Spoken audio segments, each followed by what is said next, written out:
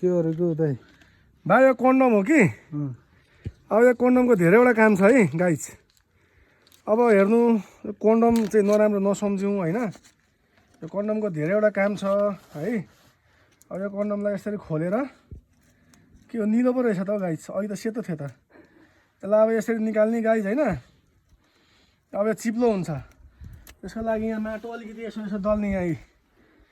अनि अब यो के गर्न लागेको भन्नुहुन्छ भने अब यहाँ बाहिर त देखाऊ। अब यहाँ मुनि छिरेर होइन गाइज, खत्रै गर्नु पर्ने। ए अघि एउटा बानिसकेको छ गाइज होइन। यो अब हाम्रो हाइड्रोलिकको पाइप फुटेको छ गाइज होइन।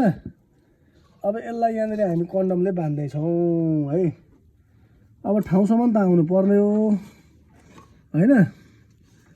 अब यहाँ जङ्गलमा बास बस्नुभन्दा केही जोगाड गरेर ठाउँसम्म पुग्नु त पर्यो। ल हेर्नुहोस् गाइस, यसरी बान्नुपर्छ यसलाई। त्यही भएर चालक मित्रहरूले चाहिँ यसो 1-2 प्याकेट कन्डम चाहिँ जहिले बोकेर हिँड्नुपर्छ है गाइस, नत्र यसरी दुःख पाइन्छ। यसरी बाटोमा पाइप फुटो, हावा पाइप फुटो, हाइड्रोलिक पाइप फुटो होइन, पानीको पाइपहरू फुटो, गाडीको कुनै चिज पाइपहरू फुटो भने यसरी बान्ने हो। यो गाइज यसरी बान्ने, सम्बन्धित ग्यारेजसम्म सम्बन्धित ठाउँसम्म पुग्न पाइयो भने त सजिलो भयो नि त। ए कन्डमलाई नराम्रो नसोचौँ। चालक मित्रहरूले यसो 1-2 प्याकेट कन्डम चाहिँ बोकेर हिँडौँ। ए मैले नबोकेर मैले दुःख पाएँ। धन्न एउटा दाइले चाहिँ मलाई बाइकमा लगिदिनु भयो मेडिकलसम्म र त्यहाँ दाइसँग गएर कन्डम किनेर ल्याएँ।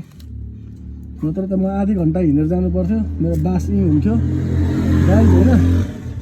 ल गाइज यसरी बान्ने, यसरी तन्काएर बान्ने गाइज। यसरी बानेपछि कहीँबाट केहीबाट लिक हुँदैन। च्यात्ते त हो साँडे त। ल ठिक छ, च्यात्ते पनि यसलाई अब अहिले पनि बानिसकेको छ गाइज एउटा होइन। अब यसरी बान्दिने है, यसरी बान्दिने है।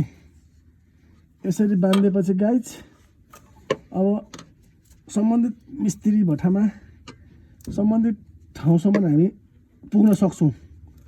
यसरी जङ्गलमा बास बस्नु पर्दैन है गाइज। अनि यसको टुप्पो यसरी च्यातेर फालिदिनु ल बस।